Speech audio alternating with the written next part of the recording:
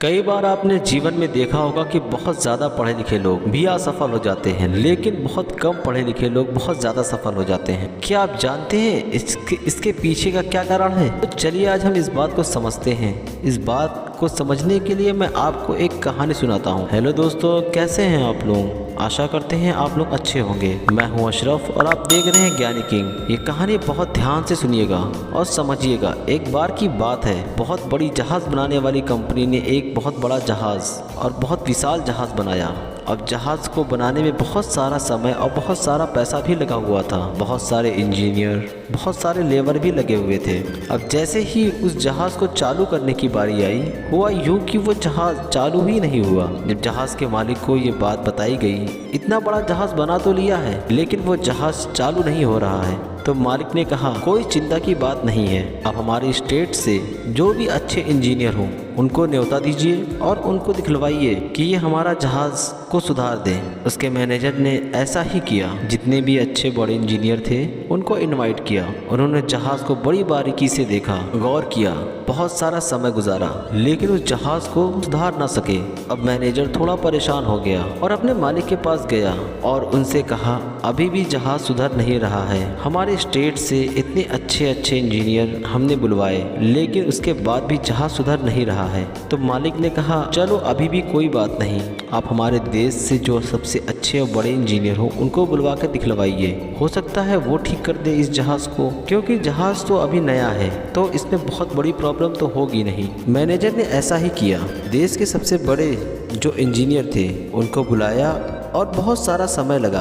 अब लगभग 1 साल गुजर चुका था।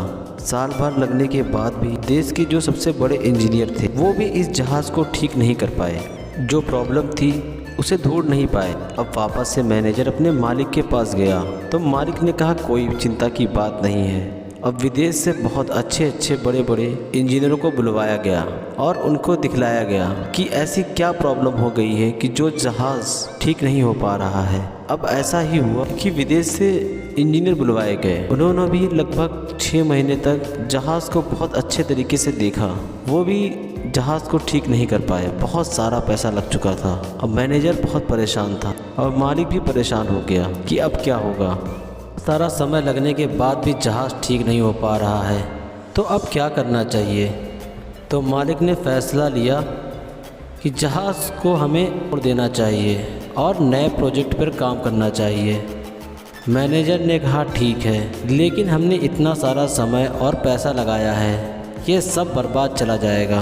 मेरी एक सलाह है कि हमारे शहर में एक छोटा सा जहाज़ सुधारने वाला व्यक्ति है जो शहर में बहुत ज़्यादा फेमस है। वो ज़्यादा पढ़ा लिखा तो नहीं है, क्या हम इस मामले में उसकी मदद ले सकते हैं?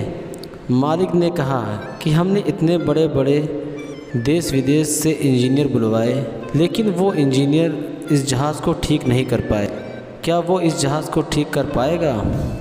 तो मैनेजर ने कहा एक बार दिखला लेते हैं उस मैकेनिक को। मैनेजर मैकेनिक के पास गया और उनसे बोला हमारा एक जहाज़ सुधार दीजिए आप। मैकेनिक ने कहा मैं तो छोटा मोटा जहाज़ सुधारता हूँ, आपका इतना बड़ा जहाज़ कैसे बनाऊँगा?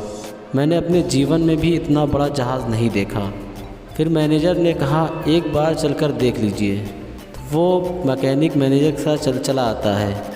जहाज़ को देखकर आश्चर्यचकित रह जाता है। इतना बड़ा जहाज़ उसने अपने जीवन में कभी नहीं देखा था। अब वो जहाज़ पर घूमने लगा। 4-5 घंटे तक घूम रहा था, हर चीज़ें देख रहा था और वहाँ खड़े मैनेजर और उसके मालिक दोनों उसको देखकर हंस रहे थे कि ये भला क्या ठीक कर पाएगा, इसने तो अपने जीवन में इतना बड़ा जहाज़ पहली बार देखा है। फिर वो घूमते घूमते एक जगह पे रुक गया और बहुत देर तक सोचने लगा। अब मैनेजर और उसके मालिक उसको देखकर ये सोच रहे थे कि ये उसी जगह पे रुक गया है और क्या देख रहा है। तो उस मैकेनिक ने अपने झोले से एक हथौड़ी निकाली और 3 हथौड़ी दे मारी। फिर मैनेजर से मैकेनिक ने कहा चाहिए अब इंजन स्टार्ट करिए। और मैनेजर जैसे ही जाता है इंजन स्टार्ट करता है तो इंजन स्टार्ट हो जाता है। सब देख के आश्चर्य कर रहे थे, इतना छोटा सा कारीगर इतने बड़े जहाज़ को कैसे ठीक कर सकता है। बाद में सब बहुत खुश हुए कि चलो ठीक है, कोई बात नहीं, ये जहाज़ तो ठीक हो गया। फिर उससे पूछा कि ऐसी क्या गड़बड़ी थी कि जो ये इंजीनियर ठीक नहीं कर पा रहे थे। तो कारीगर ने कहा, इंजन को स्टार्ट करने वाला फ़ैन है वो रुक जा रहा था, मैंने 3 हथौड़ी मारी, वो फ्री हो गया, इसलिए आपका इंजन स्टार्ट हो गया। तो मालिक ने मैनेजर से कहा कि जाओ इसका बिल लेकर आओ, इसको पेमेंट कर दो। मैनेजर कारीगर के पास जाता है और उसका बिल पूछता है।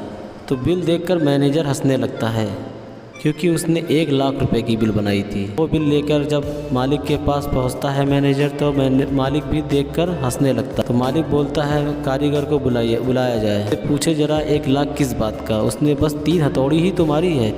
मैनेजर फिर कारीगर के पास जाता है और बोलता है कि मालिक ने पूछा है कि 1 लाख रुपए किस बात का, इसका विवरण आप लिख कर दीजिए। तो कारीगर ने फिर एक बिल बनाई और बिल में जो लिखा था उसको पढ़कर मैनेजर हंसने लगा।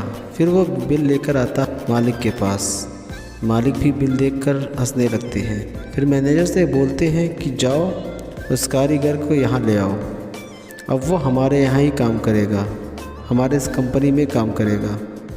अब आप लोग के दिमाग में एक प्रश्न आ रहा होगा कि ऐसा उस बिल में क्या लिखा था जो मालिक ने पढ़कर उसे अपने यहाँ नौकरी दे दी। यही लिखा था, हथौड़ी मारने के 20,000 और हथौड़ी कहाँ मारनी है उसके लगे हैं 99,980 रुपये। हथौड़ी तो हर कोई मार सकता था, पर हथौड़ी कहाँ मारनी है इस बात के 99,980 रुपये लगे।